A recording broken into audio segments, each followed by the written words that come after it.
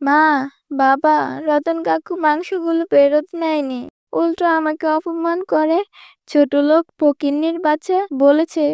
ওগো, এখন আমাদের কি হবে? আমাদের সংসার কিভাবে চলবে? একদিকে তুমি অসুস্থ, অন্যদিকে যে কয়টা টাকা ছিল তা মাংস কিনতে গিয়ে হারালো। কেঁদো না গিন্নি, আল্লাহ তাআলা যা করে আমাদের ভালোর জন্যই করে। আমি আগেই বলেছিলাম রতন মাংস ফেরত নিবে না, টাকাও ফেরত দিবে না।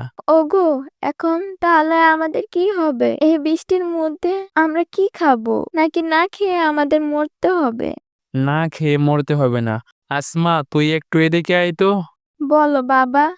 আমাদের গ্রামের যেই নদীটা আছে, ওই নদীর কাছে গিয়ে 3 বার ঝিনুকমালা বলে ডাক দিবি। দেখবি আমার বন্ধু জলপরি উঠে আসবে। তাকে আমাদের সব বিপদের কথা বলবি, তাহলে সে আমাদেরকে সাহায্য করবে। ঠিক আছে বাবা, আমি এক্ষুনি যাচ্ছি।